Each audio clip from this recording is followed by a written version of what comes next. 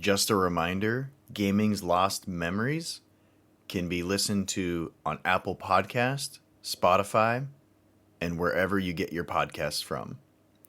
Hello everyone, this is BigReed with another episode of Gaming's Lost Memories.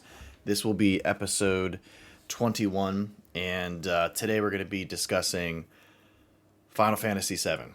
So we'll kind of kick off what led to me wanting to talk about Final Fantasy VII. I think it's also important to lay a little bit of groundwork and then kind of talk through some of the memories that I have of the franchise and just thoughts I had. What spawned this is, for whatever reason, my son thinks the remake of Final Fantasy VII Crisis Core is like the coolest thing ever. And he watched me play it like one time a while ago. It's a pretty short game, but I downloaded it, I don't know, like sometime this year and was like, let's just see how it is. I game mostly on my Switch, so felt like playing an RPG. That one's pretty easy to like pick up and play. So yada yada yada. So I'm playing it. He thinks it's like the coolest thing since sliced bread. And it just kind of got me thinking of the original Crisis Core, the legacy of Final Fantasy VII, and kind of where we're at today. So I've talked about Final Fantasy 13 and the impact that that had on me. And overall, if I were to pick some franchises that I really like, Final Fantasy would definitely be up there. So Final Fantasy is arguably one of my favorite game franchises ever. It might even be my favorite, but having played it for so long, it's very different. So out of all the gaming companies, I feel like Nintendo is probably the last remaining legacy company that was able to transition their, game franchises, their intellectual properties into the modern age and update things and still maintain the soul of the game and the quality of the game, but also expand it to new audiences.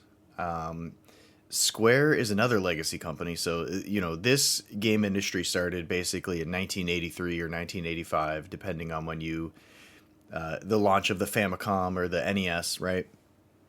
So 85, it came out in the United States, and that's the modern video game industry. Nintendo kind of, took a gamble and decided to save just this fleeting corpse of what was the video game industry. And what's crazy is like video games were but were at the time popular. And, E.T. killed it, just all of these terrible, video games on the Atari and all these there was like 17 different computer type consoles that connected, before the NES, like different Ataris, just, ColecoVision. I feel like that was at the time. I might have that name mixed up. So you just have like all of these video game based computer systems that would go in your living room or you'd hook them up like a standard computer. And it just wasn't there. Like, you would definitely have some good games, but basically Nintendo came in and said, everything sucks. This is burning down. We don't want to make love hotels anymore, love taxis, and we're going to release a video game console, and we're going to put our stamp of quality on it. And to get through that stamp of quality, if you want to put a game on our console, like, it has to meet certain criteria, and, it's going to be difficult. Well, Square was one of those companies. And, the rumor is, I don't know if this is true because this is just like this is a lost memory for sure. Sakaguchi, who created, Final Fantasy, I believe is rumored to have said they called it Final Fantasy. And, there's like 16 of them and like 30 other spinoffs. But he called it Final Fantasy because this was the last title they were going to release. And basically they were going to close their game studio down and make no more video games forever. So that's why it was the Final Fantasy. It was like the last story, the last game. They had enough to make one more experience and put it out there. Well, it ended up being very popular, and what leads to Final Fantasy VII is the first six, right? I know that's kind of like silly to say, but you look at Final Fantasy 1 through 6, and they shared a lot of unique elements of early, RPGs, in particular JRPGs, and kind of what we became to know is your traditional Japanese role-playing game. Turn-based combat, different classes, you equip items and equipment to your character, you use items, you travel around a big world map, you interact with characters, you fight bosses, then you fight a big boss at the end. And there's normally some story, especially in the early ones, like 1 and 2, like loosely kind of guiding you. So, hey, the wind has stopped. Go find the 4 crystals and get the wind blowing again because our ships aren't sailing and the world's dying. Now you got to go kill. I don't want to say God, but most JRPGs end with you. The villain either trying to become a god or, and I think that represents kind of like control. So you're kind of like breaking away from that control and carving your own path out and all that good stuff. Final Fantasy 1 through 6, each of them sold probably 2 to 3 million copies, I believe. I think it was anywhere between 2 and 4. I don't think any of them hit 4 million copies sold fully. But when you look back, you realize that at this time, the video game industry was large enough to have a lot of different players, a lot of different franchises. There was money to be made. You could release a game, you could make some money. And you didn't have to, like, selling 3 million copies of a game that cost, $50 or $60 at the time. That's a substantial amount of revenue. Keep in mind at this time, too, that even though this was like the cutting edge and latest and greatest technology, the turnaround time for development was still so much quicker. So it wasn't uncommon to say, hey, we're going to make a Final Fantasy title, and you made it in 1 year. So the turnaround time wasn't anything crazy, but they're with 3 million copies sold, you're collecting a decent amount of revenue. You're going to make a sequel.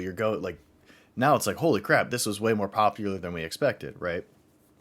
And the first Final Fantasies laid the foundation, where the victory music is still in the titles. All of the items, the potions, the attacks, the magic spells, all of that is still the same throughout all of the games. And there's a lot of similarities. Like the combat has changed. It's no longer slower and turn-based like most of the newer games are action-based, which that's probably something we'll discuss here shortly. But it laid the foundation, right? Now, I want to say Final Fantasy's 30 years old at this point. 1997, there's a drastic change in the video game industry.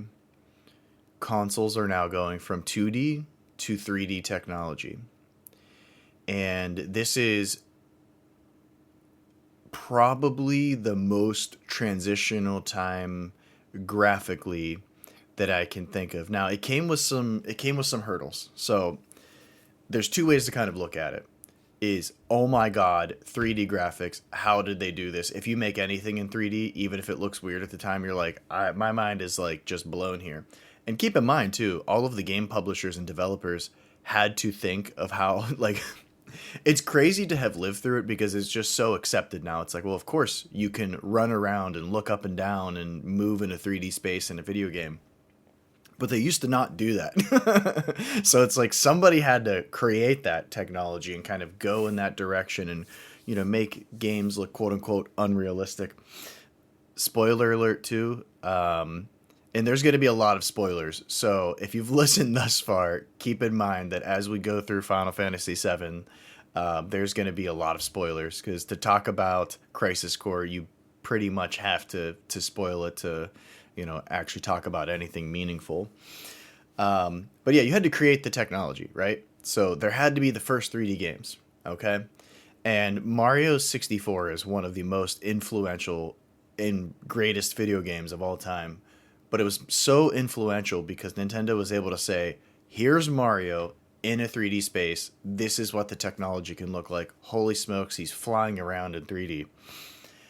So how do you transition to switch over to Square how do you transition from your flat little 2D sprites to creating this, big, beautiful, world?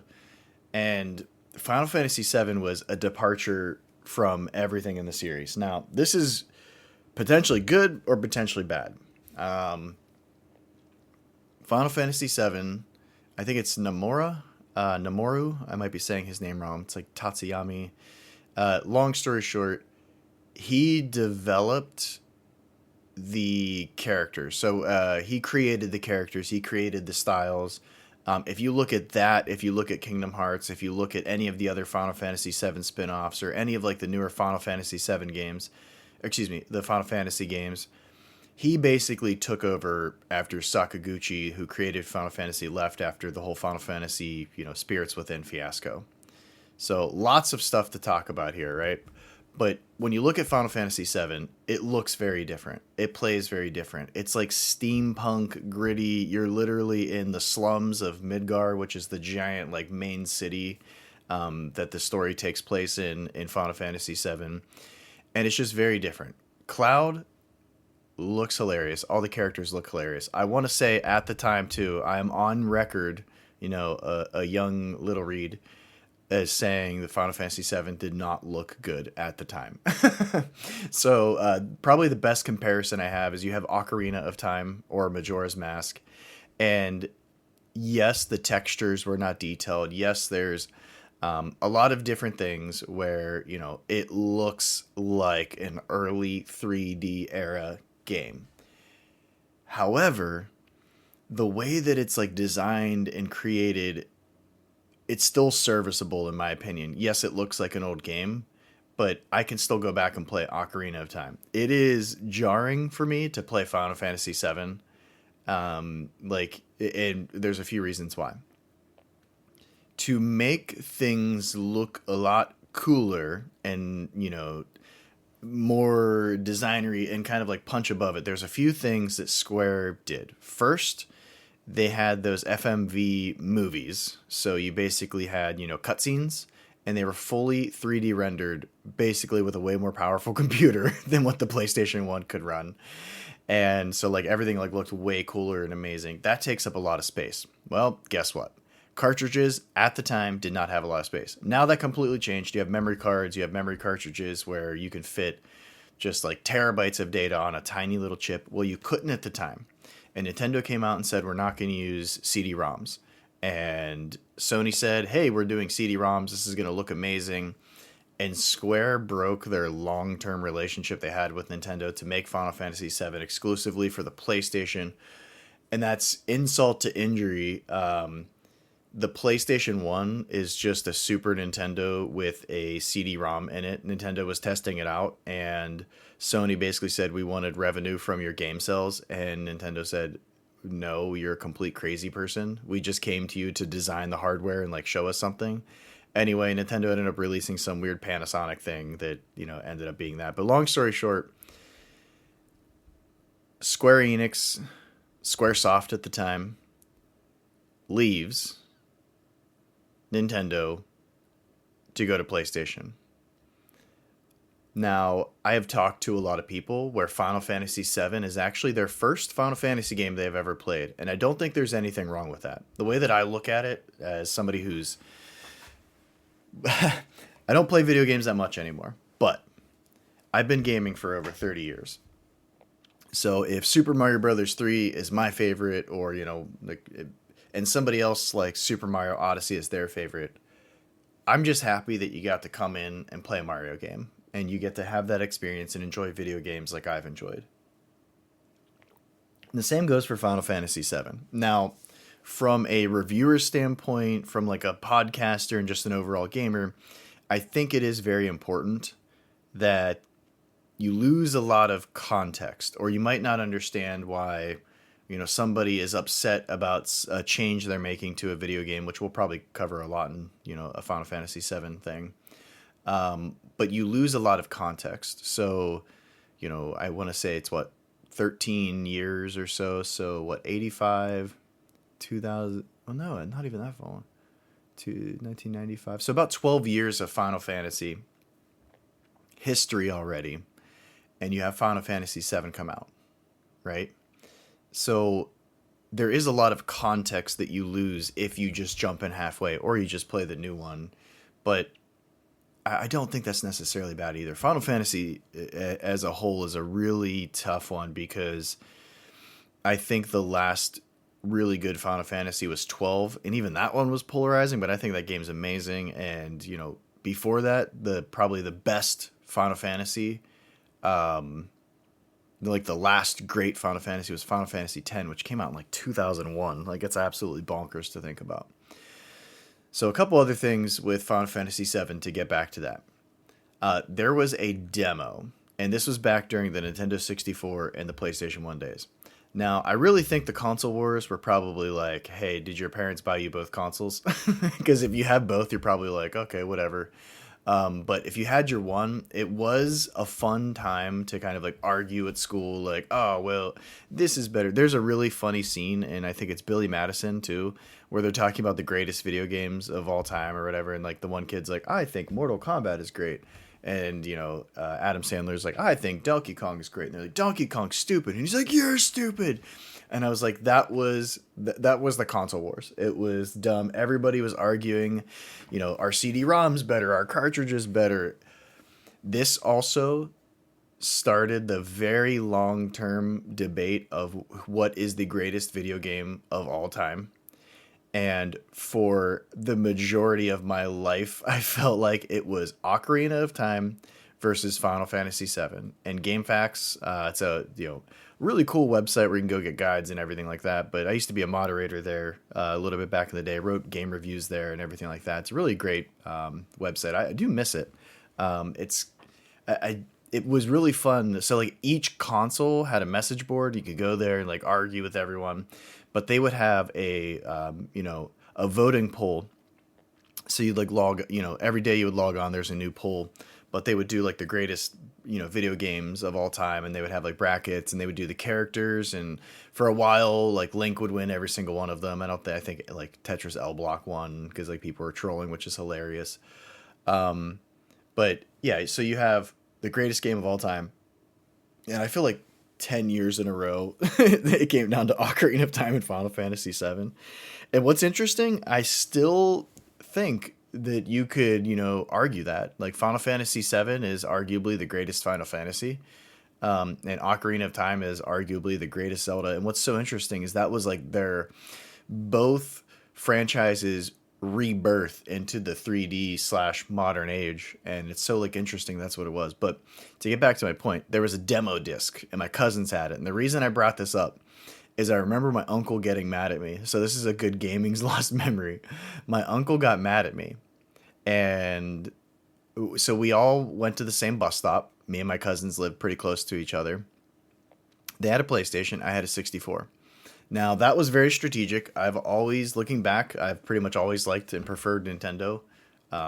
Zelda was always awesome. I played, the original Zelda, blah, blah, blah. But I had a Nintendo 64, and I remember, and God bless my mother, she did, she did her best, and she did a lot for us. But I remember when the Nintendo 64 was $99, it got discounted. I got to pick Christmas gifts. So this was, during the time where we found out, Santa's not real, like all that stuff. So... Santa Claus isn't real. I know that now. And she told me, basically I could pick the 64. If I pick it, I could pick it and I get a game or two.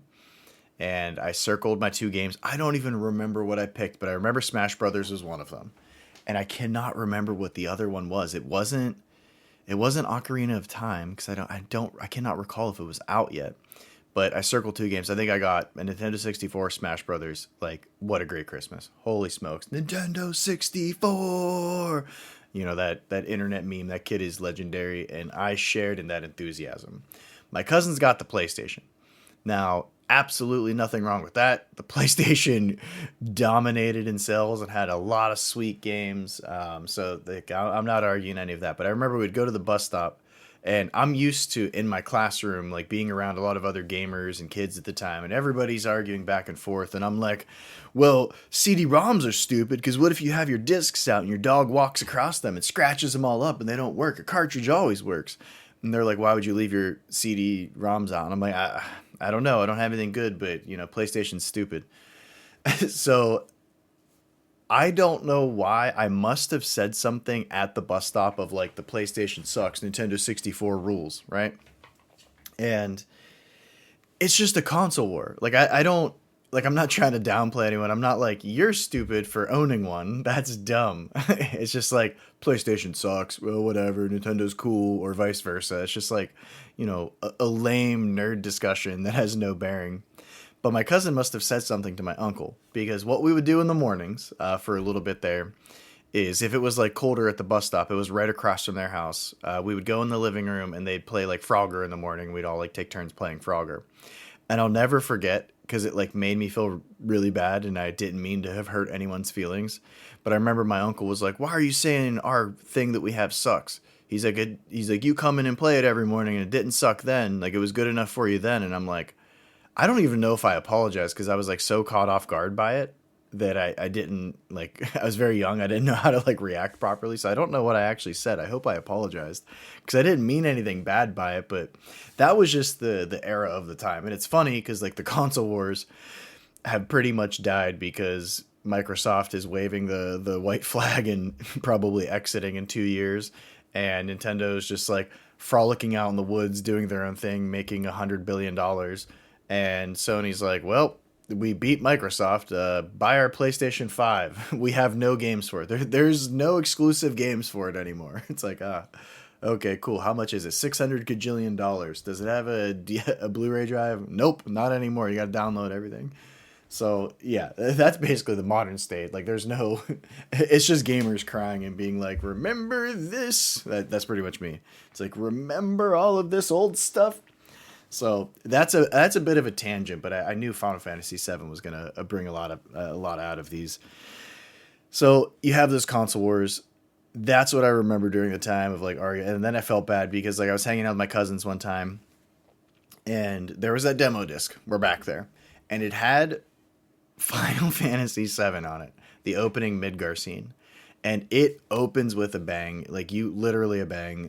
Your Cloud, he's this cool soldier guy. He's in the this program called Soldier where they're genetically mutated to fight, be awesome and work for Shinra and all this stuff. But Shinra's pulling Mako energy out of the planet and killing the planet. So that's basically the premise. So the whole opening sequence is you're working with a rogue, basically terrorist organization that's trying to like save the planet and destroy these reactors, and you blow up a reactor. So it's pretty crazy.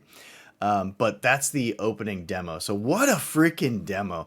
First of all, what a way to open the game. Like Final Fantasy VII's opening is absolutely awesome. You have mystery, you have intrigue, you have action. It starts it off absolutely bonkers. Like they could not have started out better. And that's also the demo. Because like sometimes you might have the demo like take place in the middle of the game. So you get like a, nope, they throw you in the beginning. You fight this giant scorpion thing with a laser tail, and it's like attack when its tail's up. That was a typo, by the way. It was a mistranslation. If you attack while it's up, it completely annihilates you, which is always funny. But one of the things I remember playing and my cousin saying is like, oh, this is level 75. Speaking as if it was like an older game where you did have like, this is level 2. This is, we made level 3. Like if you ever watch a TV show where they're like talking about video games and it's just really silly stuff. It's like somebody like actively jamming on a Game Boy and like dancing around and they're just like, I made it to level 75. And it's like games don't really have levels for like the last 20 years. But I remember my cousin saying that and I was just like, whoa, I wonder what that means. Because that was my my first real experience with what you would call a modern JRPG. That Final Fantasy VII was it. It was like my first time kind of seeing, like a lot of these on a bigger screen, and I could see other people playing it because it was wildly popular too. So Final Fantasy VII sold 14 million copies. So when you go from selling 2 million copies or 3 million copies of a game to 14, you have something. It was also considered the killer app of the PlayStation. Like people would buy a PlayStation, and the attach rate obviously was like what, 1 in 5, 1 in 5 roughly, I guess. So every fifth person who had a PlayStation, there was a Final Fantasy VII copy there. It was across three discs, I believe, 3 or 4 discs. It hit the ground running and just was wildly popular. The story is very interesting. The characters look all cool. Like, it is a very good experience, and that's kind of like the foundation as to where we're at. So now Square is almost in like a golden age where they are now a major player. Squaresoft, right? They're a major player in the video game industry with the launch of this title. Like, everyone's looking, everyone's listening, like, hey, what's Final Fantasy VIII going to be? What are we going to do with Final Fantasy VII? Final Fantasy VII is a very special title. It is a guarded title. It is a sacred cow in the video game industry. And this is where we're going to kind of start jumping into Crisis Core and the expansion, the remakes, and everything like that of Final Fantasy VII. So it's like a sacred cow.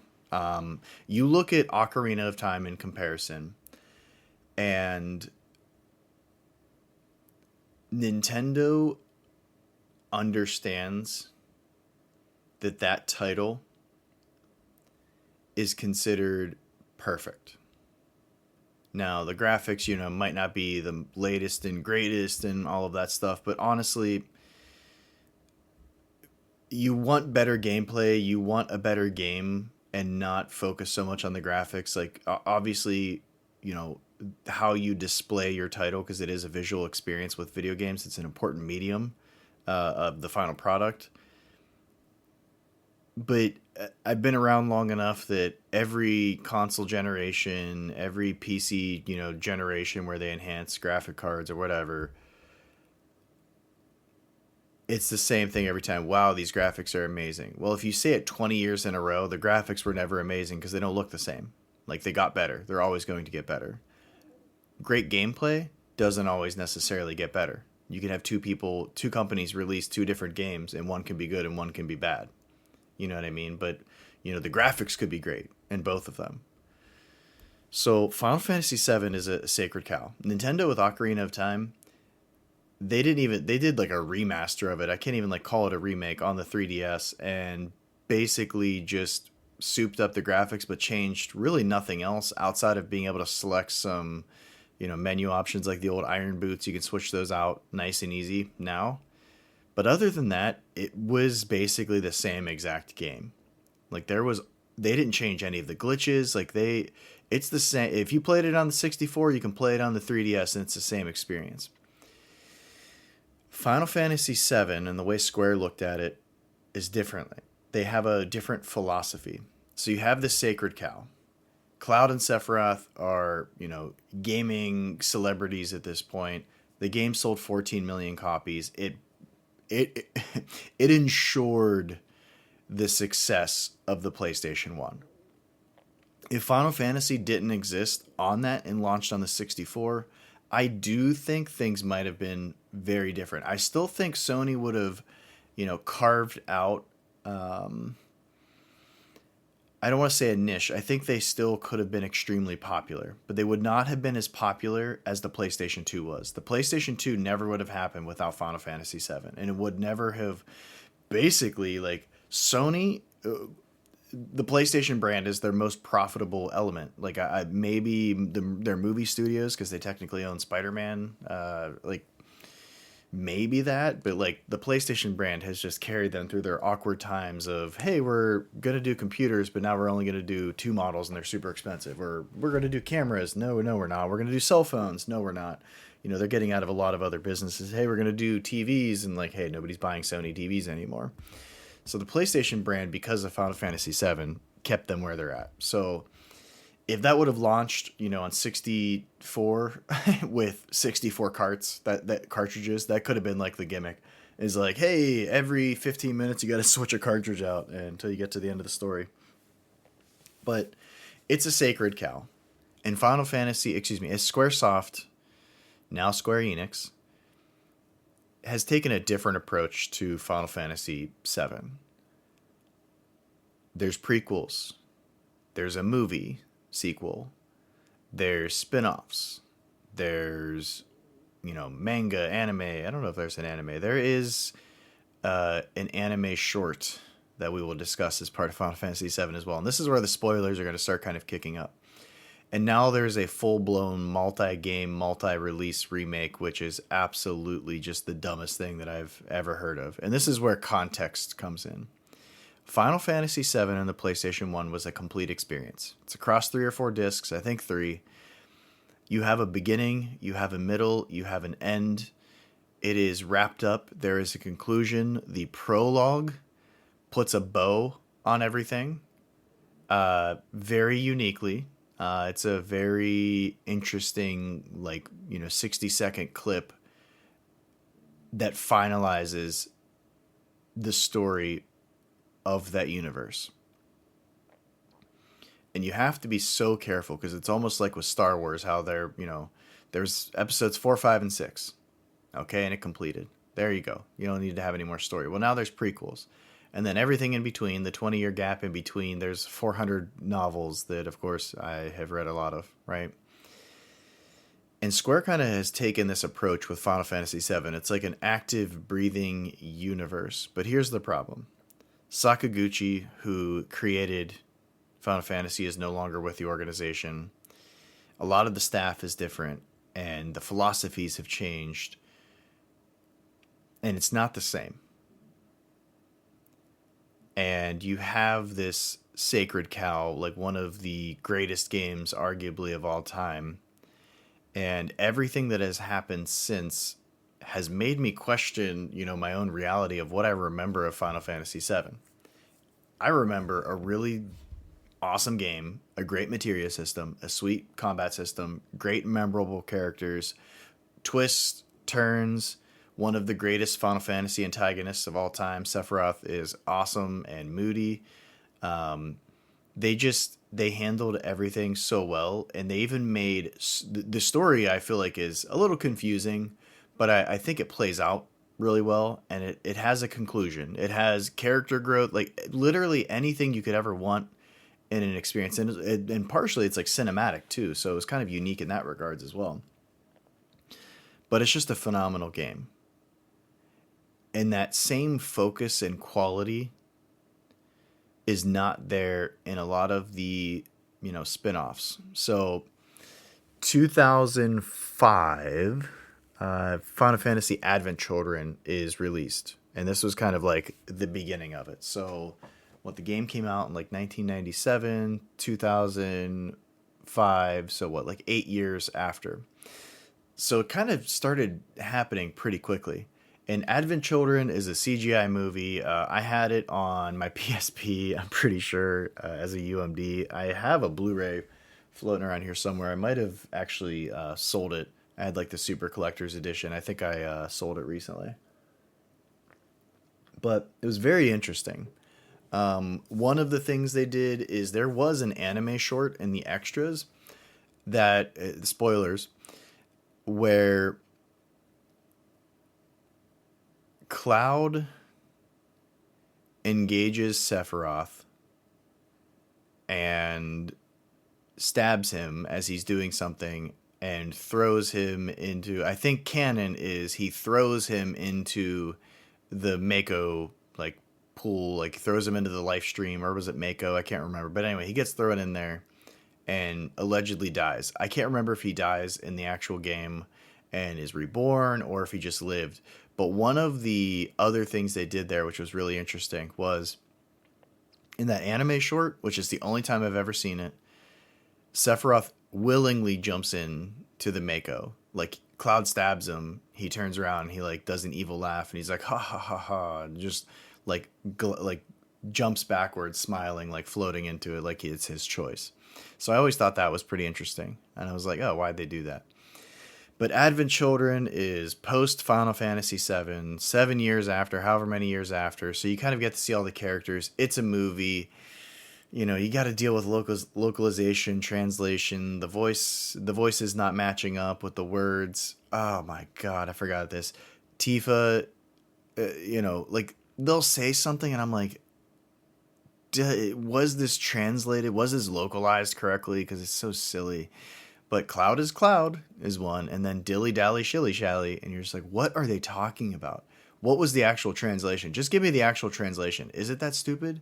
Like, I've never heard of that expression. Maybe I have. Maybe they Googled English based expressions and they found that. I've never heard anyone ever say that in my life till then. I was like, I don't even know what that means. And watch, like, the 5 people who listen to this are gonna be like, of course I know what dilly dally shilly shally means. Like, I say that every single day. But it added a lot of extra story on that wasn't needed, that didn't really benefit anything, that was just like, hey, before the end of Final Fantasy VII, the main game, when we show that prologue at the end, this is what happened in between. The characters are flying around like, oh my goodness, like literally all the other characters are like throwing Cloud into the air, and he's flying around fighting Sephiroth. And part of it's cool. Like, there is a cool factor to Final Fantasy VII and the characters and the designs. It's like steampunk, gritty. Sephiroth has a giant sword that doesn't make sense to even wield. It's like 14 feet long. Cloud has the giant Buster Sword. It's like, that's impractical, but that's cool. Like, everything's cool about it. Everyone has cool hair. They're saying cool things. The fights look cool, but they're literally like floating and flying around, and I don't know. So anyway, Final Fantasy VII Advent Children ends, and I think on like Rotten Tomatoes or any of like the reviews, it's like around 50%. And you look at the quality of Final Fantasy VII. So you look at the source material. And once again, I'm going to keep saying this, but like, this is a sacred cow video game. Like, this is a video game that is treasured and protected and defended. And then you have this movie release. Okay? And the movie release is successful.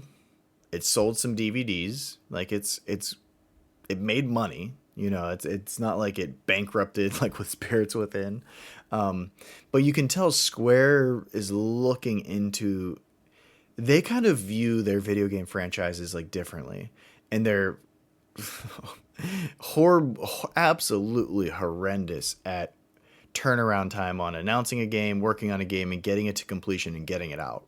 You know what I mean? So it's like, it's a really tough one. But Advent Children comes out, it's not rated really well, and then you kind of start seeing the divide where you have your traditional looking at the source material people watch it, like myself, and you're like, one camp is, that didn't do anything, and that was kind of stupid. Like, it's not the same quality as Final Fantasy VII. It's very weird. It's very odd. The translation's weird. Everyone talking. Everyone's like, you can see, it just feels different. It felt like in the original experience, the characters were more well written and had a soul.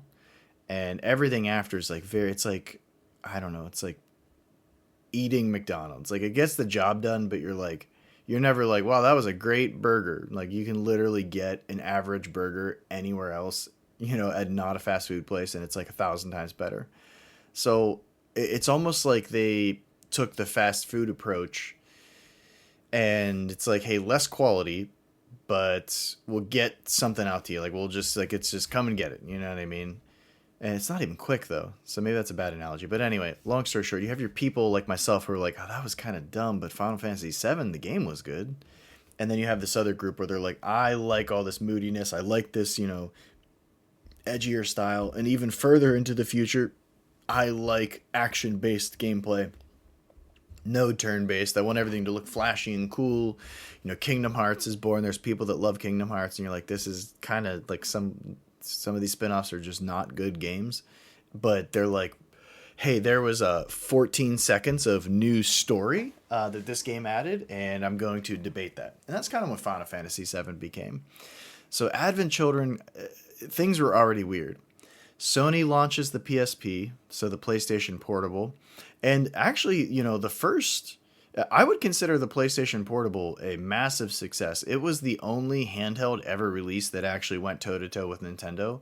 And so much has changed since then, but it was like, okay, you can release a home console and maybe, beat them out, but you're never going to beat the Game Boy. Like, it's just, that's where portable systems go to die. You go up against the Game Boy just crushes you. Nobody buys your other console. Why'd you make it so big and bulky? Oh, a color screen, but 16 batteries to run it? Yep, no thank you. I'll just play my Game Boy for 40 hours. But The PlayStation Portable was actually a success. I look back on it fondly. The Vita, which followed it, is kind of sad, but that'll be a podcast for another time. But it used UMDs, so it was like a disc that was inside of like a shell basically that you put back in. So one of the cool things is that PSP could watch movies. So Advent Children, for example, you could buy and you could watch a full movie on your PSP. It's actually pretty cool. But Square released a game called Final Fantasy Crisis Core. And that was 40 minutes of just how did we get here? And what honestly spawned this is I started playing Final Fantasy VII Crisis Core Reunion, the remake. I'll probably just call it Reunion going forward. Just because I felt kind of like playing it. My son was interested in it. He's playing it now. So I'm like, okay, we'll kind of play this a little bit. And playing it again now as I'm like kind of progressing through the chapters and doing the side missions and everything like that, I'm like, this is an interesting experience. It's not bad, but it's a prequel. So it takes place, before Final Fantasy VII. So you kind of already see where they're like, hey, this is what happens after. This is what happens before. This is what happens at the same time. This is, this. It was a prequel that is interesting, but kind of matches this new age style of what Square kind of sees themselves as. So this is kind of post Final Fantasy X, where Final Fantasy X, by the way, is the most popular Final Fantasy. It's like 20 million copies sold. Very confused by all of that. I didn't realize it just absolutely crushed all of their other games. Like not even close. So that kind of surprised me because 10 might be my favorite. Where was I going with that? Okay, so yeah, post 2000, 2001, Final Fantasy X comes out. Yay! Spirits Within almost bankrupts Squaresoft. They were in talks with Enix. So, they were kind of like working with them, and it's like, we're going to merge. Then that happens, and they lose, all of this money on their first movie that nobody went and watched. Once again, a story for another time. And so they're in a different spot. 2005, Advent Children comes out. Okay, there's a little bit of a boost there, you know what I mean? And another spin-off. So they got to stay busy. They're trying to release different games because they know they're going to be popular. And Crisis Core comes out, sells about 2 million copies or so. Pretty, I would consider it popular. It was probably like one of the more popular games on the PSP. Probably one of the better selling ones too. I would imagine like top 10 to 15 or so with 2 million. But the PlayStation Portable was a successful console, and it was cool. So here's where it's like interesting. It's like, oh my gosh, I'm going to be able to play a new 3D graphically upgraded Final Fantasy VII game on a portable. This is like so cool. Take it anywhere with me and everything like that. Like that's a really cool thing. You play as Zack. Now this is where more spoilers are going to kind of, come into play here. So you play Zack during the prequel. So the very beginning of Final Fantasy VII, Cloud's, I'm in Soldier, I'm doing this. He was never in Soldier. So that's one of the first things where everyone's like, whoa. I believe, though, he was either experimented on with Mako. He has something going on with Mako. He got Mako poisoning. I don't know. They did genetically enhance him, I believe, but he was never in Soldier. He was never like the super awesome, soldier guy. Basically what happened is through Mako poisoning or whatever happened with his memory, he confuses himself for Zack. Zack is in Final Fantasy VII, and you'll see like this like black-haired Cloud-looking character, and you're like, wait a minute. So unknowingly, Cloud thinks he's basically someone else or has lived, that person's life. So Zack is who you play as. He's very likable. He's very kind of aloof. He likes training. He wants to be a hero. So, in a nutshell, I like him. The entire story is completely unnecessary. You don't need to do it. It is interesting. It's one of those things where it's like you get that 14 seconds of lore and you're like, oh, that part was really cool. There's two things really cool that come out of this. There is, with these new characters, which once again, one of the worst things about spinoffs, just for full transparency, is when they introduce side characters who were not there originally and they pretend they were there, and maybe they talked about Angeal and Genesis in Final Fantasy VII in some way. I don't remember either of them. So like maybe they mentioned them. I don't know. But basically in this game, they're starting the experience the experiments with the Genova cells, and Genova's like this extraterrestrial being that crashed into the planet. I actually don't really remember the origins of Genova. But long story short, her cells are kind of what created Sephiroth, and kind of enhanced the people in the group of soldiers. So they kind of have like alien slash monster DNA in them. And so the four main characters, you have Zack, you have Sephiroth, you have Genesis, and Angeal. Angeal, Angel, obviously he's the good guy. Genesis, he's kind of like the rebirth, the bad guy. Of course, they named him Genesis. But Genesis, Angeal, and Sephiroth have a huge fight in a training room where it does like this 3D environment of like one of the Mako guns or whatever the heck that thing was. And it's really cool because like as the fight starts getting more serious, Genesis, I think he's keeping up with Sephiroth, but it seems like Sephiroth is kind of toying with him, and Angel keeps interrupting, which this is like a cool cutscene to watch. So it was like, okay, I'll play kind of a boring game to watch this cutscene. But long story short, Sephiroth gets angry or starts taking it a little bit more serious and starts like going towards Genesis, and as he's like slicing like the whole Mako reactor's gun or whatever they're fighting on, it's falling apart because he's slicing through everything like so quickly.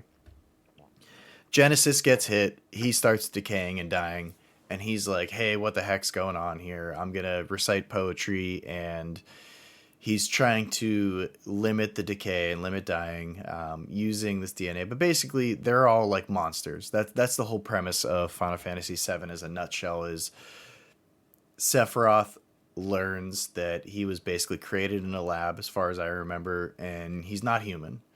And this drives him insane, and he's like, Genova's my mom. I want her, and I'm going to go crazy. And I think so. There's an energy source called the life stream inside of the planet. And basically when you die you go into the life stream, and it's just immensely powerful thing. So Sephiroth is kind of like, I'm gonna absorb the life stream and then just blow everything up and kill everybody and become a god, because I found out I'm a monster and now I'm angry and crying about it, and Cloud has to stop him. But it's one of those things where you kind of see Sephiroth being normal. He's just like going on missions. He's talking to you. He's clearly like the strongest and the best and the coolest and all that. The character models in Reunion, I will say, they're good. So Cloud's obviously in the game. Aerith is in the game. She's kind of Zack Fair's, I guess you would say, love interest. I don't remember how it ends, but they clearly like each other. And at the end of Advent Children, oh baby, spoilers coming up. At the end of Advent Children, you kind of see them two together, and it's good. It's like nice. It feels romantic. Cloud is in the game, but he's in not Soldier. I don't know, the security group or whatever like that. And that's partially where he gets like confused. Is he is on a mission with Zack and everything like that. Like he knows, he has interacted with Zack, right? But long story short, let's back up a little bit. Angeal also grows a wing. So stupid. Genesis has a wing. They're flying around. The story's incredibly convoluted and stupid. They're copying them and making monsters. So you have this like Final Fantasy looking monster, and then underneath it has like an Angeal face. Like literally one of the characters' faces like on its shoulder. It's like so dumb. But anyway. Zack's a nice guy, just wants to be a hero. He's following missions. He wants to be like the best, soldier ever. He gets promoted all the way to first class, so he's a cool, kick butt guy. Sephiroth, he just disappears because he found some files, I think, about the experiments, and he's like, let me read these. And so Sephiroth's gone. But Angeal is kind of the protector and mentor and, father slash brother like figure to Zack.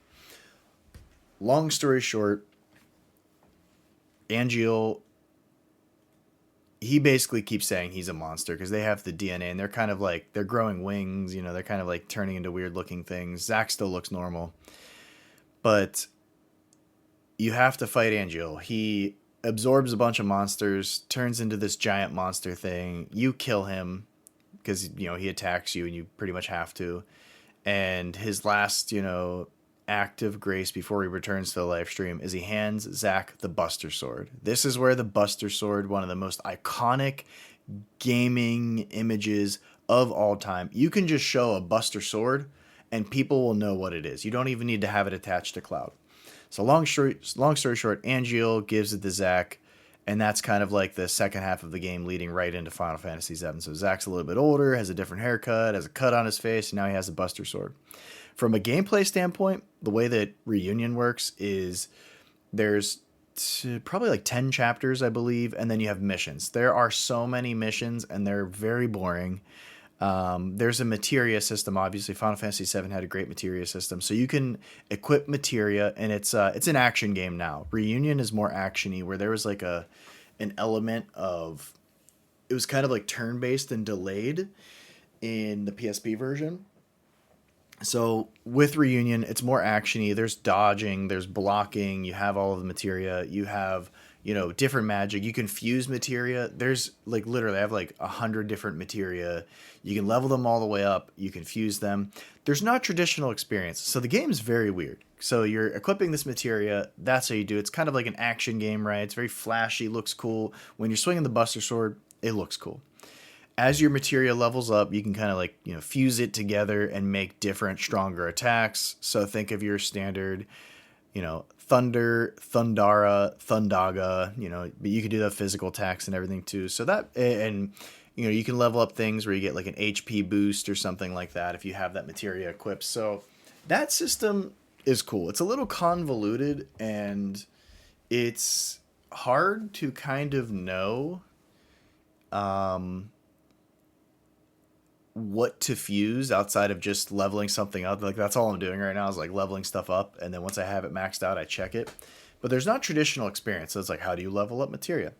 It's called the DMW, and it's this slot based system, like so slots you would find at Las Vegas. And as you unlock different characters and different summons, and you progress through the story, if all three of them line up to a character, you get some type of like special attack. So like you'll see Sephiroth who's like, go and do this attack, and you use Octaslash, and like you'll slash an enemy, so you get like a super attack out of it. That's also how you level up. So here's where else this gets really weird. There's not a traditional leveling system. So once these slots say 777, you level up. From my understanding, the more enemies that you fight and everything like that, and I think it's SP that you collect, you do get closer, so your probability becomes higher of the 777 matching. I don't dislike it, but it's very weird. So one of the cool things I will say that Square has done with Kingdom Hearts or with Final Fantasy, for example, is their spin-off titles normally have like cool leveling systems, and like they have different systems. The stories might not be great and they might not have that much to them, but the gameplay is normally really unique, and they have like cool item based systems. So like the materia system's cool. The leveling system is so weird and confusing, and it's like, how do you level up? Well, it kind of, I think the probability becomes higher, but it's like random. You just randomly will get a level. Same with your materia. You'll randomly, and you can get items, like you can get something from the Chocobo. I think if he's in the DMW, like it'll auto level all of your materia that you have. So there's ways to do it, but it's very convoluted and it's very silly. You can go on missions. You can go on missions at any save point. So this is something cool, because you have to remember this was designed as a portable game, and at that time, portable games were supposed to be small, bite-sized game versions that you could play in short bursts on the go. And that eventually changed, because like you just started getting like more and more, like you'd have full games basically designed for them, and now it's kind of blended out where there's not really a portable industry anymore. But it was a portable experience. So, you go to a save point, you can save, or you can go right into missions. You can do as many missions as you want. They're all like just a few minutes each. And it's like, go here, kill this monster. There's chests to find. So there's reasons to do it, because like you unlock different things, like a backpack to equip more, items that give you status boosts, and, different benefits from like a experience or stat standpoint. So there's reasons to do them. You'll also get different summons, which the summons are fun. Of course, they always play like a video. It's like, because they play the videos because you can show the video and make the graphics look better than what they are. Now, the graphics from a graphical fidelity, I think the character models look really good. I think we mentioned that already, but it looks good. The summons are cool. It's an easy game to pick up and play, but the overarching story. So I was like joking. I was like, yeah, I'm on chapter 7, and like the story element is build a wagon for Aerith so she can sell flowers in Midgar. And it's like, that's kind of sweet and nice. But it's like, that's like, this is a there's not much story here. So we talked about the cool Sephiroth fight scene, right? That's the first thing. The second thing that comes from this game is the ending. Super spoilers. Zack dies, right? So for Cloud to think and misremember, from his Mako poisoning or whatever happened to him, for him to, he basically imprints Zack. And where does the Buster Sword come from? And this didn't need to happen. So where did the Buster Sword come from? Zack saves Cloud and fights a bunch of Shinra, people attacking him or whoever it is. But eventually they overwhelm him and he's fatally wounded. He dies. But before he dies, he's like, he wonders if he's a hero. Oh man, this is sad. And he gives Cloud the Buster Sword and says, carry on this legacy. Like, here you go. Right? So whatever crazy brain stuff is going on with Cloud, and keep in mind, Cloud has a complete mental snap in Final Fantasy VII where he's hospitalized and you don't have him as a playable character anymore. So this actually does happen. Like, his brain is all scrambled. And then he basically takes the Buster Sword and heads into Midgar, and he is Cloud, but he thinks Zack's experiences were his. Zack passes away, right? Final Fantasy VII, where this kind of gets interesting, is Cloud. There's a love triangle. Cloud likes Aerith.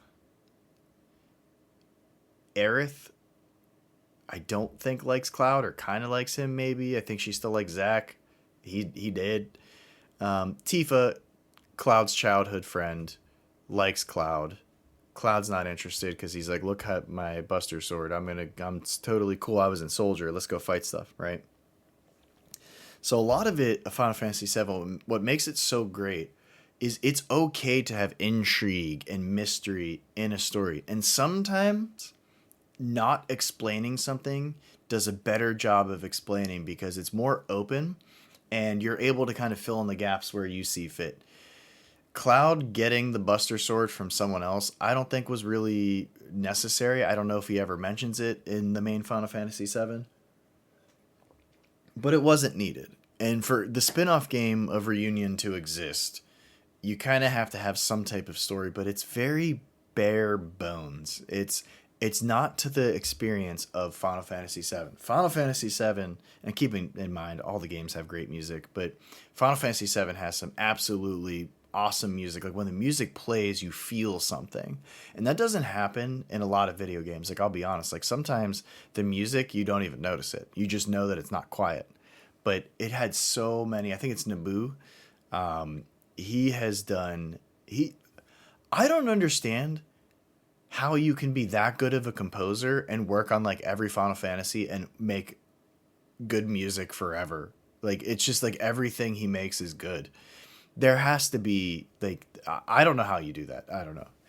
He sold his soul or something because it's just like Final Fantasy VII, all the music is good. You know what I mean? And then, you have Final Fantasy X. All of them, literally all of them have great music. But you feel something, you know what I mean? So I don't think the Buster Sword necessarily needed to have that. And you look at kind of the overall experience, and as I'm playing it, so originally I was doing I was playing it, streaming it, and going to record a podcast while I was playing. But for whatever reason, my brain was like, no, you can't play this game and talk about it at the same time. I can't believe that has ever happened to me. For whatever reason, like it being in podcast form just like snapped my brain. It like would not work. But I'm playing it. I was like, it's a good pick up and play title, but then Square just does like silly things to kind of get around it. It's like the gameplay and battle system's kind of good. I like the materia system. Like, even if I don't, fully understand or anybody really understands the slot system, it's like, it's still cool. It's weird. It's different. It's different enough. But it's not up to the quality of Final Fantasy VII. And now at this point, you kind of look at the history of this game, and how do you digest it? How do you rate it? How do you think about it? And are video games a medium of art, or is it a product? Right? So I released Final Fantasy VII. That's my product. People really like it. Well, I have fans to please now. So of course I need to make more games. Of course I need to make merchandise. Of course I need to make more movies. I need to make more that they can experience. But can you make it at the same quality as the original source material? Sadly, the answer is no. So Crisis Core is nowhere up to it, and the movie's even worse. You know what I mean? Like, I feel bad for those that like the movie. I don't mean anything like negative. Like, if you enjoy it, that's fine. But it's an offshoot. It's very clear that the quality is just, not there in Crisis Core from a gameplay standpoint, but in the movie as well. So with that dip in quality, you start kind of like diluting the experience. Now, Final Fantasy VII Crisis Core Reunion, it's part of like a larger project where they're also remaking Final Fantasy VII. So kind of when we talked about earlier, like this is a sacred game versus is this a product that, hey, people like this, we want to get more into their hands? Because on PlayStation 2, around that same time, there was also a side game with Vincent. It was a shooter. It was a third-person shooter. So weird. On the PS2. I'm trying to think of what it was called.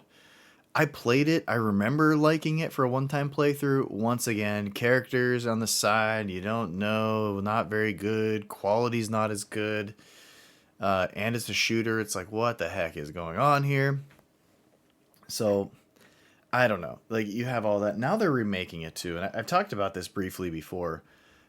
When they announced the Final Fantasy VII Remake, everybody pretty much crapped their pants collectively because everyone has always talked about it. And they flirted with it because you have, the movie that came out. There's, this cool backstory, different games coming out. Now it's like, wow, what if we remade it? I'm not really a fan of remakes for no reason. I think if you're going to do it, there has to be a reason. And it is so critically important that either the same studio does it or you understand the importance of the task at hand of like what you're trying to accomplish.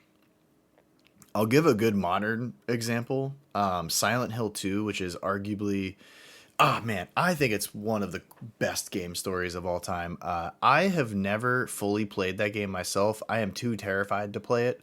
It is spooky, it is scary, but I have watched like 100 playthroughs of it just because I can put one of the survival horror games or anything in that genre. I like a lot, but I'm afraid to play. So it's always fun for like, spooky season time when it's like, oh, what's going on here? But I like watching it, playing it. I gotta really be in the right mindset to play it. Like I talked about Eternal Darkness before. Love the game, play it. So scary. Don't want to interact with any of these weird monsters. What are these demons doing? Get me out of here. Everything's creepy. But Silent Hill 2 just got remade by a third-party company, basically, or second-party company, for Konami, who basically doesn't make video games anymore. And it's really good. There's like some extra stuff that they added they might not have needed to. There's a couple extra endings, but like it keeps the soul of the experience.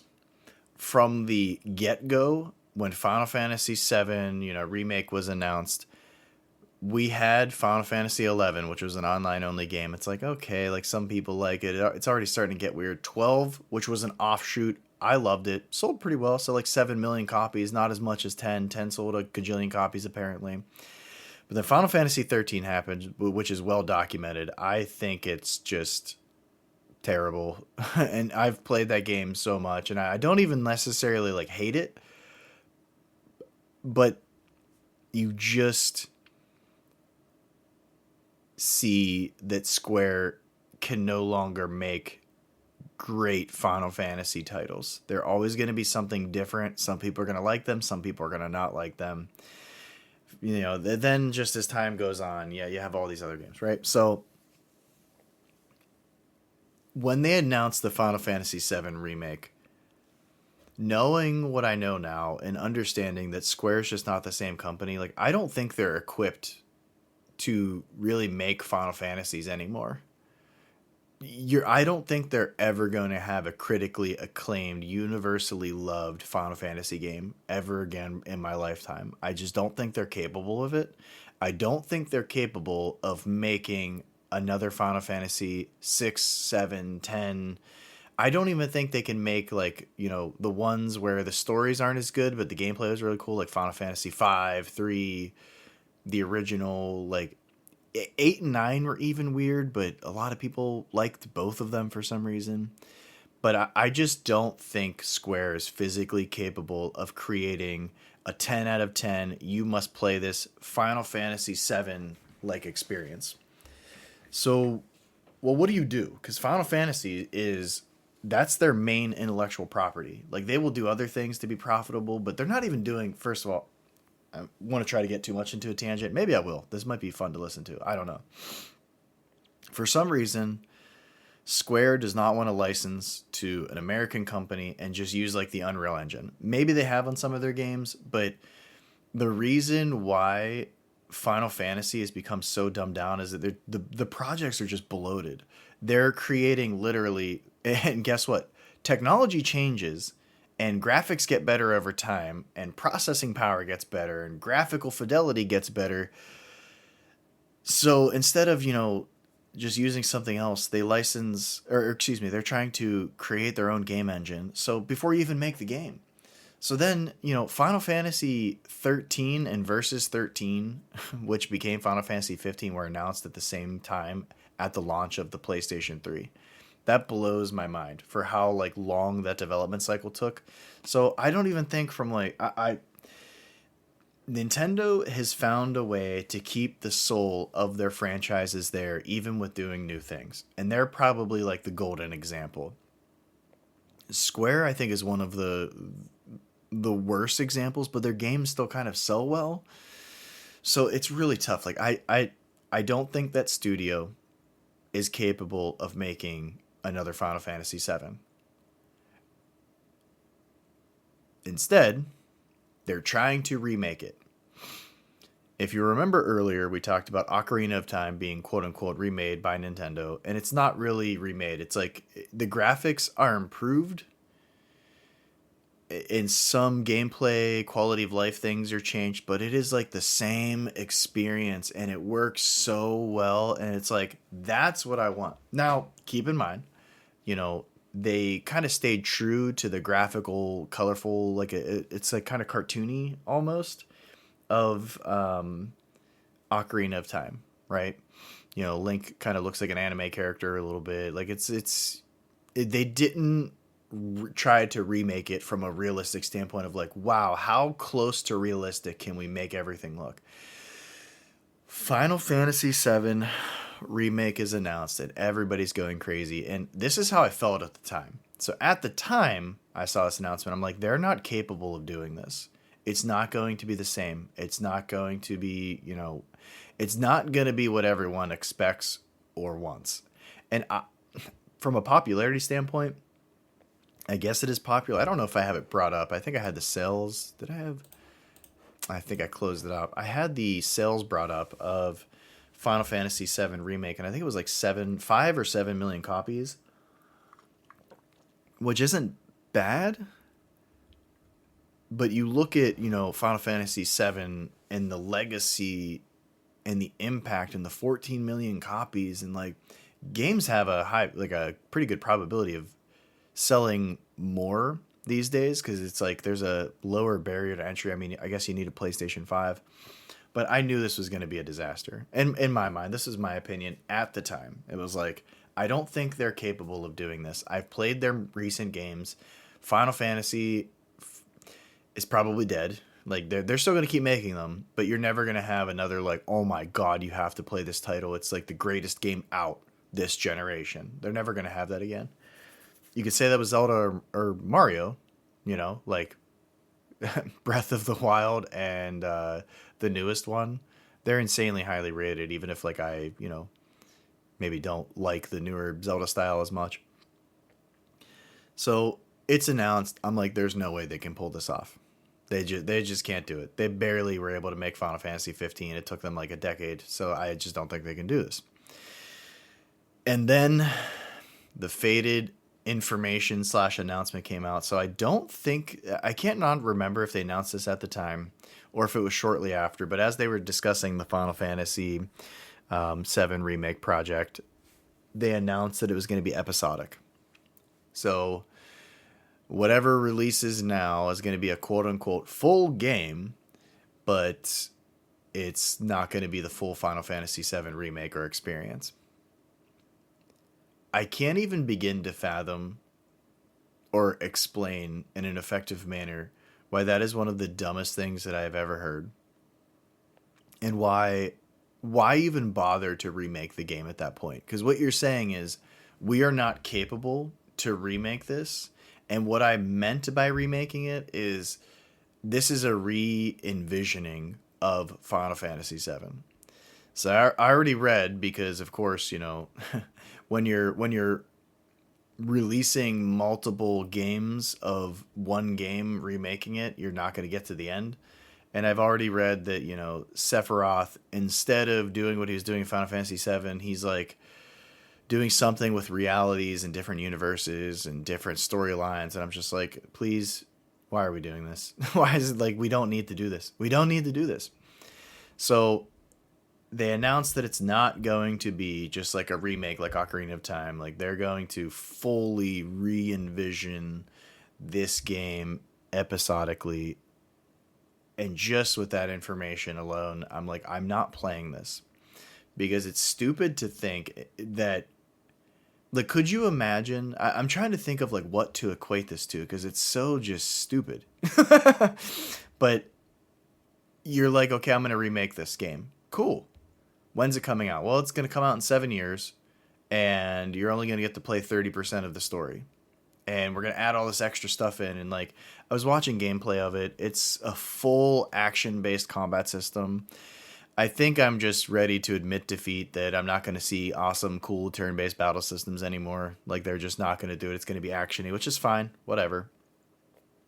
But there's all of this extra filler in there, because if you keep the story high level and you're hitting the different arc points of the original Final Fantasy VII, you're like, holy smokes, like I'm always ready for the next thing. There's always something happening, and you don't need to focus on the day-to-day. Like, you don't have to show Cloud living in the slums of Midgar for a year. It doesn't matter. You blow the thing up and then you're running away and traveling around. There you go. That's what you need. Welcome to adventure. Like, no, we need to do side quests for random NPCs in the same area for the entire game. It's dumb. So you come to me and you're like, hey, I'm going to remake this, piece of art. And this is where you kind of like, okay, are video games art, or is it a product? Maybe it's a little bit of both. I don't know what to classify it as, because if somebody's like, hey, I'm going to take my original painting and just like, add some, I learned how to draw some sweet mustaches, so I'm going to put a sweet mustache on this. Oh, I'm going to remix my old painting. And it's like, that's kind of weird. You know what I mean? So when you do that to a video game, it becomes a commercialized product that you're just trying to sell. But if you came to me and said, I'm going to remake this game, I'd be like, cool, when will it be done? And awesome. Let's go, right? I think this is good. Okay, when's it going to be done? Well, if you're remaking it in episodes, basically what you're telling me is you're not able to handle this project and you don't really know what you're doing, so you're just breaking it up. That blows my mind. And that's probably part of the reason why like this has come out. People have talked about it, but it's like the legacy of Final Fantasy VII so watered down that it's just like dead. Like everyone kind of forgot, and I don't feel like that's the same for some of the other bigger franchises like say Mario and Zelda. Those are Nintendo's two biggest heavy hitters. Like you look at Metroid, and while it is making a resurgence, it definitely doesn't sell as well. So I can't directly compare everything, but like a kid can play Zelda now and be like, "Dang, this is an awesome game." You you can't play Final Fantasy VII and tell me remaking 30% of it as a full-blown release title is worth it. Like you're not remaking it. And if it's going to take you 14 years to create it and make it all at once, there's something wrong with your game studio. Like, okay, well, we want to re-envision it. That's fine. And well, that's not fine. Actually, it's not fine because you shouldn't have. There's nothing wrong with Final Fantasy VII and its story. Like, the more you get away, like, why are you doing this? Because it's not up to the same quality and you're not capable of doing this. It's like, updating a house and you don't know any carpentry. It's like you physically can't do this. Well, okay, well, I'm going to update the house. Okay, cool. So we're going to move out, you'll update it all, and then we'll move back in. Well, no, I'll do it chunks at a time so you can like live there and while I'm doing this. It's just not good. It's not like it should not have existed. Square is not capable of remaking this title, and now they've already released the first one. I don't know if they're releasing how many more games in this remake of one game, but it's not working, and it's probably largely the reason why, like, even if it did sell decently, like 5 to 7 million copies, that's cool. But guess what? It's not going to sell as much as the original. It's not going to have the same impact. And Final Fantasy's dead. They're gonna keep making them. They're gonna keep selling them. I'll probably buy a couple more, but I think I owned 15, bought it for real cheap, played it a little bit, didn't like it. It's not a good game. Never even played 16. I have 0% desire to play the Final Fantasy VII remake.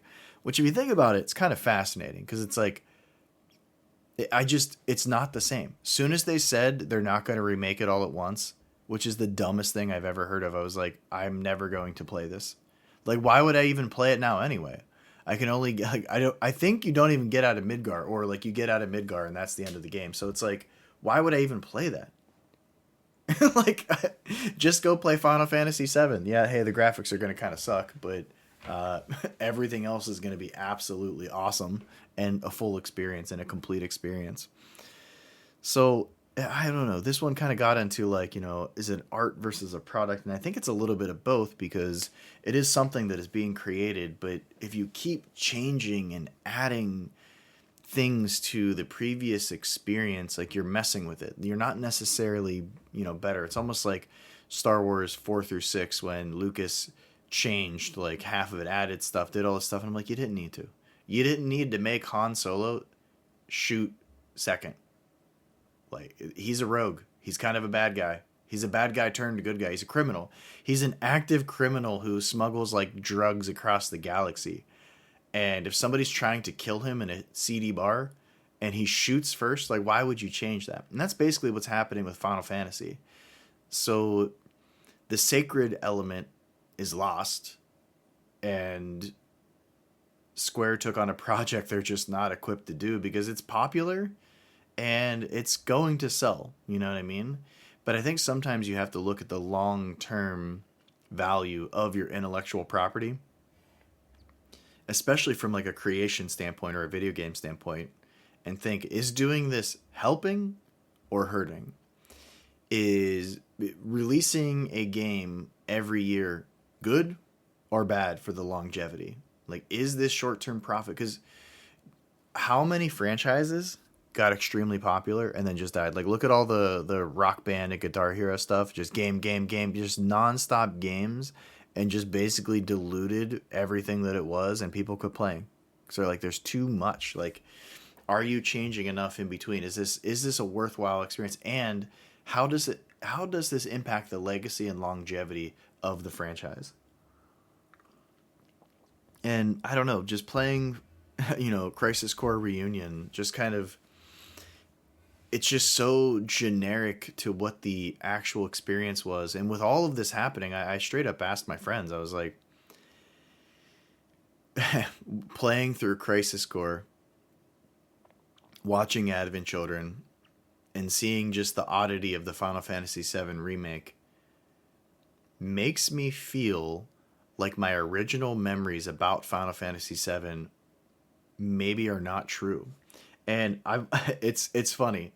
Pretty much any of the games that I've liked or thought were good at what when they came out, that has pretty much stayed true. I was very fortunate with playing the PlayStation, as I didn't have the affinity or the love of like Sony and PlayStation as a brand, so I didn't like overlook things. Like for example, Final Fantasy VII looked really weird. So we talked graphically before, and I think I might have forgot to finish this thought. Um, but the characters run over these like painted canvases. I forget. It used to have a term. I cannot remember what it was called. But basically, you design something so the graphics like look really good, and you like kind of like run over it. So it's almost like a painting that you're like running on. So that was kind of like one of the ways to get the graphics better, is like, Cloud still looks like a blocky weirdo. But the background layer, like, wow, that looks really good. There's a name for it. It's not really used anymore. But it was a way to kind of like make the graphics look better than what they were.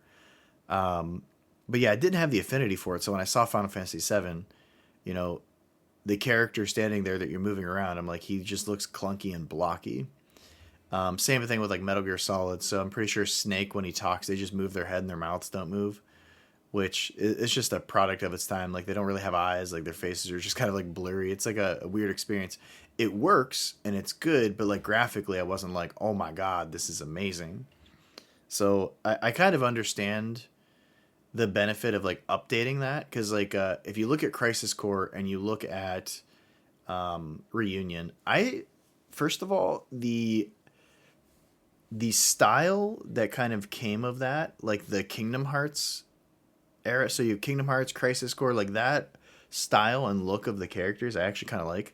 Um, it's changed now. So like in the remake of Reunion, like the bodies are more realistic looking. Like they look like they're trying to make this JRPG character a real person, and I'm like, they literally have like a perfectly symmetrical face, no facial hair, really cool spiky hair that's literally impossible to do, and just like, it's just it's kind of funny, you know what I mean? Because like it doesn't look like a real human. Then you have like somebody like living in the slums and they're wearing like jeans, and you kind of see like jeans in a Final Fantasy game, and you're like, this doesn't match.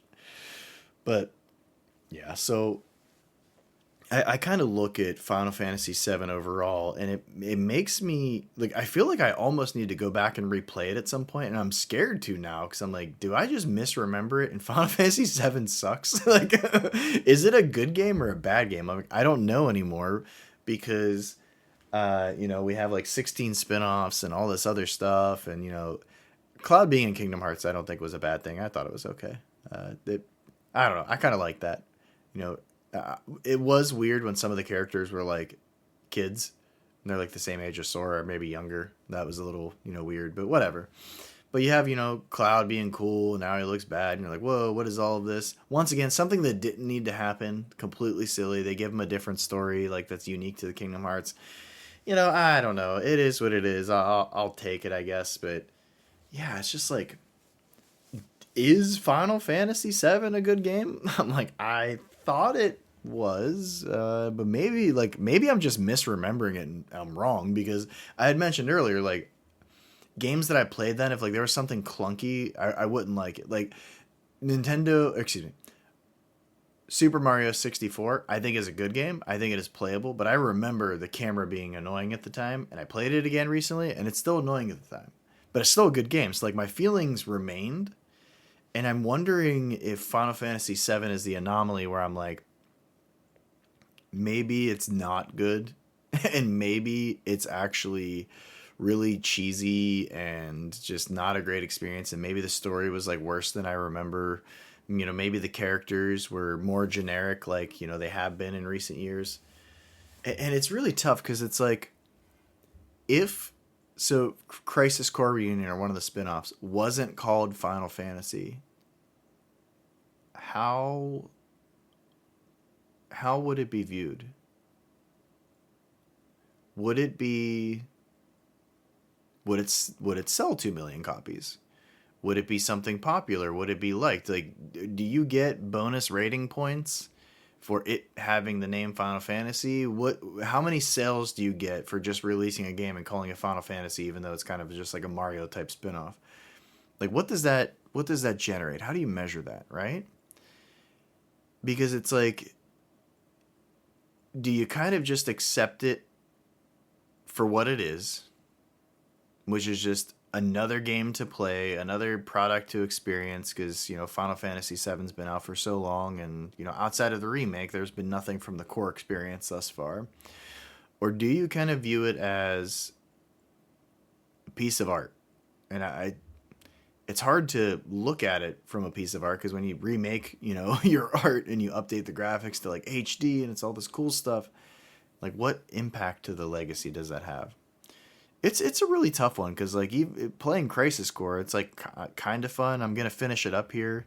I think I got like one or two more chapters, but now I'm just kind of like slogging through it, because I'm like, ah, man, I don't know if this is good or not. But it like has distorted kind of how I view it. 'Cause you have to keep in mind, like, the first half of my life. Well, I shouldn't say first half, because I think I was 10, 10 or 11 when Final Fantasy VII released. Um, but half of my teenage slash adult life, Final Fantasy VII was like the potential GOAT, greatest of all time in terms of games. And now it's not that. I don't think you could talk to anyone in the following generations and be like, hey, what's the best video game out right now? Like, nobody's gonna say, oh my gosh, the Final Fantasy VII remake, it's absolutely incredible.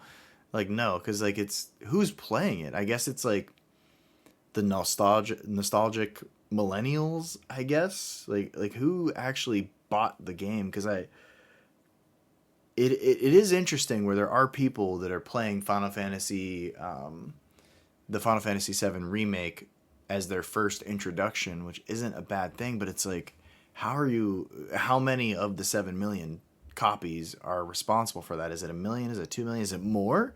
Is maybe like people that follow Square now, like that's who's playing it? I My belief would be that it's like people like me who grew up with it and it's nostalgic, and that's like why you're playing that, right? But I don't know. Like, maybe it's just a newer generation that's like playing this game and they're like, "Yep, this is awesome." Like, I like it. I like the storytelling. I like these characters. I like how they're portrayed like this. I like that it's an action game now. I honestly, I don't know. It's very intriguing, and it kind of comes with age and just growing up and having all of the experience in the game industry, in different aspects of experience too. It kind of makes me think about my hobby a little bit differently, because like, for a while there, I wrote video game reviews. I wrote for a few websites. I actually did another podcast with a credentialed website that I used to write for that is now shut down.